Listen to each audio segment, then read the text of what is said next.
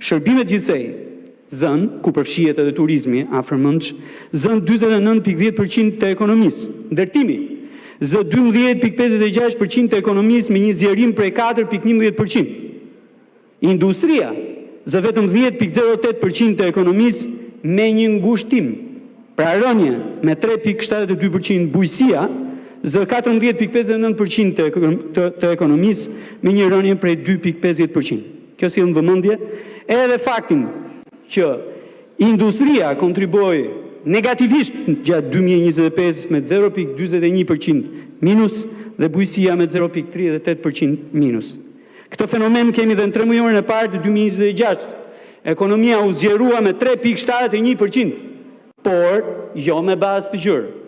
Bujësia pati një rënje me 0.06%, industria një rënje me 0.25%, ndërtimi u zgjerua me 0.32%, tregti, transport, akomodim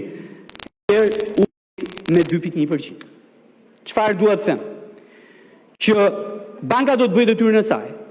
Do të bëjë punën e saj në raport me inflacionin, përmes politikës monetare. Por ama duhet ndihmuar nga ekonomia kombëtare. Ekonomi pa prodhim nuk mund të ketë. Ekonomia nuk është imazh. Ekonomia është prodhim dhe produkte që vijnë pikërisht prej saj. Baza e gjërave ekonomike duhet të jetë fokusi jo vetëm i qeverisë, po edhe i Bankës Qendrore sa i takon politikës së kreditimit. Do duhet që të vendosim në ekuilibër sektorët posaçëm të ekonomisë dhe kreditimin si instrument për zhvillimin e tyre, veçanërisht sa i takon industrisë dhe natyrisht edhe bujqësisë. Disbalanca që është krijuar midis sektorëve duhet sa më parë të vinë në ekuilibër, sepse njerëzit patjetër në sektorët e bujqësisë e industrisë janë shumë si sipërmarrës, janë shumë si punëtor, janë shumë si konsumator që duan të marrin nga tregu shërbime dhe mallra me kosto të lirë. E dyta gjë që dua të them ka të bëjë me kursin e monedhës. Banka e Shqipërisë është vënë shpesh në presion, jo vetëm nga tregjet, jo vetëm nga degët e ndryshme të ekonomisë kombëtare, por edhe nga segmente politike, edhe nga Kuvendi i Republikës së Shqipërisë.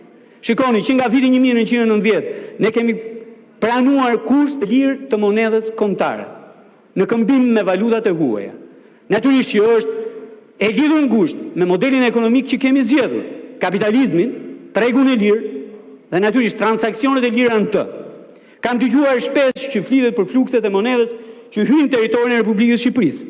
Patjetër, për vitin që shkoi, vetëm eksportet arritën në 10 miliardë euro.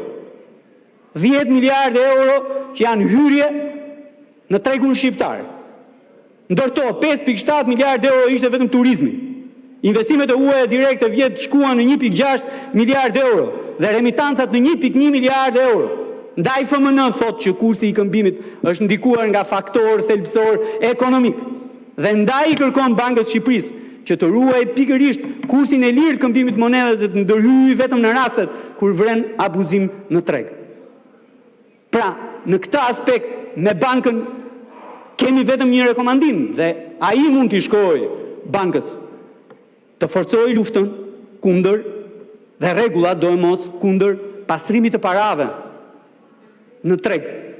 Ngjarjet e fundit sillin vëmendje faktin që flukse të parave të pista kanë hyrë në treg përmes zyrave të këmbimit valutor dhe është detyrë e Bankës së Shqipërisë të forcojë mbikëqyrjen pikërisht mbi zyrat e këmbimit valutor, që janë evidentuar nga faktorët juridik, agjencitë ligjzbatuese të shtetit si elementët ku flukset e parave të zeza kanë bërë hyrje në Shqipëri. Dhe të njëjtën gjë duhet bëjë dhe me sistemin bankar ashtu siç të njëjtën gjë duhet bëjë, duke forcuar akoma dhe më shumë mbikëqyrjen në këtë aspekt edhe për kundrejt institucioneve financiare, jo banka. Kjo është e para. Ama. Rekomandimi i dytë duhet i shkojë qeverisë. Banka e Shqipërisë e ka kornizën e përcaktuar me kushtetutë dhe me ligjin e saj sa i takon kursit monedhës. Qeveria duhet bëjë politika zhvillimore. E kam dëgjuar shpesh këtë historinë, mos e fason janë, mos e bujq janë, mos e kshu janë, le të ndikohen nga kursi i këmbimit. Jo, nuk është kështu. Jo, nuk është kështu dhe nuk duhet të jetë kështu. Se fason është edhe një pjesë e madhe e Italisë Veriut që punon për Gjermaninë e punon për Zvicrën. Nuk është vetëm Shqipëria. Dhe natyrisht është prodhim edhe ai. Dhe po e përsëris, ekonomi pa prodhim nuk mund të ketë. Dhe do duhet që qeveria të rishikojë politikat e saj të mbështetjes prodhimit, jo vetëm industrial, jo vetëm bujqësor, po edhe të industrisë së lehtë, edhe përpunuese, me qëllim që rritja ekonomike të mos shkojë vetëm në 2 sektorë, po të ketë bazë gjërë e të përfshijë atje edhe sipërmarrës, edhe punëtorë më shumë, edhe konsumatorë që përfitojnë nga madhat dhe shërbimet e lira në treg. Faleminderit.